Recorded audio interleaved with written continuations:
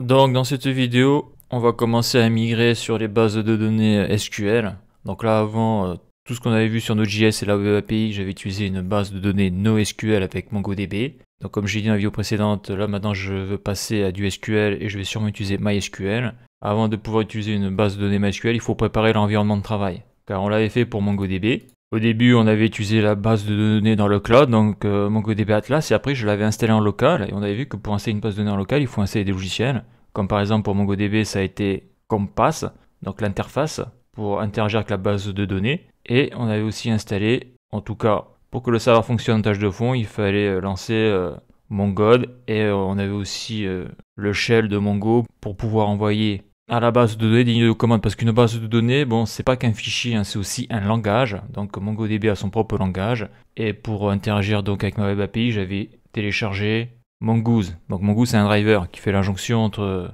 le JavaScript et la base de données MongoDB et son langage spécifique. Donc là, on va passer sur du SQL et je vais probablement utiliser une base de données MySQL. Il y a plusieurs types de bases de données SQL, comme MariaDB, etc. Donc déjà, la première chose à faire, ça va être de télécharger XAMPP. Donc tu marques XAMPP sur Google.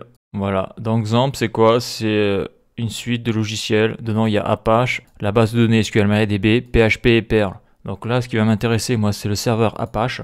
Donc pour qu'une base de données SQL puisse tourner. Et PHP-MyAdmin pour pouvoir interagir avec la base de données. En gros, PHP-MyAdmin, c'est un petit peu comme Compass de MongoDB, sauf qu'il y a beaucoup plus de fonctions parce qu'on avait vu qu'avec Compass, on ne pouvait pas créer d'utilisateurs, ce genre de choses. D'ailleurs, c'est marqué là, XAMPP. XAMPP est un environnement de développement PHP. Alors, voilà. Donc PHP, pourquoi? Parce que PHP-MyAdmin est fait avec PHP, mais sinon on va pas faire de PHP. Hein. Maintenant, il y a le JavaScript, il y a Node.js, il n'y a plus besoin pour quelqu'un qui apprend, en tout cas qui part de zéro en programmation, d'apprendre le PHP, ça sert plus à rien, sauf si on veut travailler sur des sites déjà existants, mais bon, il est peu probable que ça soit utile d'apprendre les deux. Surtout qu'avant d'être bon en JavaScript, il va falloir y passer plusieurs centaines d'heures, donc voilà. Donc là, je suis sur Windows, on voit que cet environnement de travail est sur Windows, Linux, macOS. Donc là, je clique sur Windows, et je clique sur enregistrer, ça s'enregistre, ça fait 157 mégaoctets. Donc d'après Wikipédia, XAMPP est une distribution Apache entièrement gratuite et facile à installer contenant MySQL, PHP et Perl. Ça installe une base de données SQL et PHP-MyAdmin permet d'interagir avec la base de données SQL depuis le navigateur. Donc c'est une web app. Donc je clique deux fois dessus ou une fois. Là je clique une fois dessus. Je clique sur oui. Donc là il me dit que mon antivirus tourne. Ouais vas-y installe, c'est pas grave. Ok. Donc là je vais annuler. Je vais lancer, je vais faire l'installation en tant qu'administrateur. Alors pourquoi il faut être en administrateur? Parce que on installe un serveur et quand tu fais pirater ton PC, les pirates installent un serveur pour récupérer tes données à distance. Donc voilà quoi. Il y a des sécurités sous Windows où il y a des logiciels, tu es obligé de les lancer en administrateur, sinon ça ne marchera pas, l'accès sera refusé, comme on a pu le voir d'ailleurs lorsque je mettais en marche ou j'éteignais le serveur MongoDB, il fallait que je sois un administrateur, sinon j'avais un accès refusé. Donc c'est une sécurité. Donc là je me mets ici, clic droit et je croise les doigts que cette saloperie de Windows fonctionne, exécuter en tant qu'administrateur. Je clique sur oui. Alors il est conseillé quand tu fais développement web de passer sur Linux. Mais bon, le gros problème de Linux, c'est qu'au niveau, en tout cas moi j'ai eu plein de soucis avec mes cartes graphiques, comme je fais un peu de jeux vidéo et surtout du montage, en utilisant l'accélération matérielle, c'est pour ça que je reste sous Windows 10. Donc je fais oui, oui, tant pis, allez on va voir si ça fonctionne. Donc là, MySQL, ouais, je l'installe, donc ça va être la base de données MySQL. FileZilla, je l'installe pas, les mails, j'installe pas, Tomcat, j'installe pas. Programme Language, PHP, j'en ai pas besoin, ah, mais je suis obligé de l'installer pour PHP-MyAdmin. Perl, je l'installe pas. PHP-MyAdmin, donc ça j'installe, c'est pour interagir avec la base de données. Ça je l'installe pas. Webalizer et fac machin, je ne l'installe pas. Donc là tout est bon, je fais next. Bon, je le mets à la racine de mon lecteur C, tant pis. English, voyons qu'est-ce qu'on a comme langue. Donc on a l'anglais et l'allemand, super. Super, il n'y a pas le français, donc on va rester en anglais. Voilà. Ok, next. Donc là il me dit say hello to your favorite application on XAMPP. Ouais. Voilà, donc on voit qu'il y a des extensions, tout ça. Bon. Donc, setup is now ready to begin. Ok, donc je fais next. Vas-y, installe-toi. Et donc, on va voir que le MySQL, c'est quand même moins sexy que MongoDB. Hein. Au niveau du langage, hein, MongoDB, c'est du langage, j'ai envie de dire, version objet, hein, disons.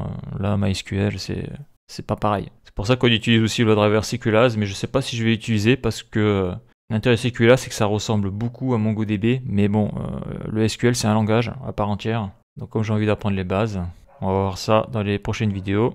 Donc l'installation dure plusieurs minutes quand même, c'est assez long. Donc là, qu'est-ce qu'il me dit là? Pare-feu Windows Defender, ok, réseau privé, oui je suis sur un réseau privé.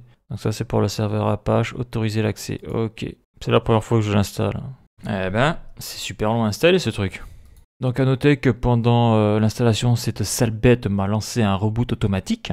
Donc ça m'a coupé mon logiciel d'enregistrement. Mais bon, comme j'avais 50 fenêtres d'ouvertes, le reboot n'a pas pu se faire. Donc là, ce que je vais faire, je vais redémarrer mon PC, mais c'est moi qui vais le faire. Voilà. Donc, je vais redémarrer, parce que ça doit pas marcher là. Ok, donc là, je vais redémarrer mon PC. Ok, j'ai redémarré mon PC, donc là je vais en bas à gauche, je vais taper XAMPP, voilà, contrôle panel, je clique, voilà, ça s'ouvre, je le mets ici, super, donc on voit à quoi ça ressemble, hein. Donc la dernière version date du 5 juin 2019, là je clique sur configuration, voilà ce que l'on a, ok, aborde, là on a netstat, c'est quoi ça? Donc ça va probablement écouter listen socket, les ports de mon PC. Intéressant. Là, on a le shell. Donc ça, c'est le shell de Windows, on dirait. Ça, c'est pour ouvrir la fenêtre Explorer là, de Windows. Service, c'est quoi? Ah, ça, c'est intéressant, ça. C'est tous les services qui tournent en tâche de fond sur mon PC. D'accord. Là, on a le head. Ok. Et là, on a le kit. Donc, pour faire retourner une base de données SQL, donc ici, ça sera MySQL. Eh bien, comme pour MongoDB, il faut faire tourner le serveur. Donc, avec MongoDB, c'était mon God. Je fais Start. Donc là, le serveur tourne. Et après, il faut que je mette en marche ma base de données. Donc là, on voit qu'il tourne sur le port 80 et 443. Et là, je vais mettre en marche la base de données MySQL. Donc je clique sur Start. Là, qu'est-ce qu'il me dit là? Le pare-feu Windows Defender a bloqué certaines fonctionnalités de MySQL sur tout du bureau. Donc là, on est sur un réseau privé. Autoriser l'accès. Voilà.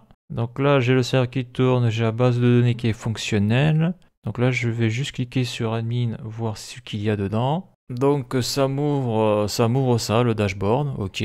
Là si je vais sur phpMyAdmin, voilà. Donc là j'ai phpMyAdmin qui est fonctionnel. Là on voit une des bases de données MySQL. Là si je clique sur table, donc je sais pas c'est quoi cette base de données là, mais c'est probablement quelque chose pour le logiciel. Donc là pour le moment j'ai encore rien créé, donc ça on le verra plus tard. Là si je clique sur log, qu'est-ce qu'il y a là? Apache, PHP, voyons Apache Access Log. Donc voilà ce que ça m'ouvre. Et sur la droite, tu as les adresses IP. Je les ai cachées. Ok, donc là on voit que c'est des requêtes get. Super. Ok, qu'est-ce que l'on a là sur MySQL? Je fais config. Alors, attends, je fais admin. Donc ça m'affiche cette page-là, d'accord. Je fais config brow. Ça m'affiche cette page-là avec MySQL, d'accord. Je clique sur log. Voyons, ça fait quoi? Donc ça, c'est un log.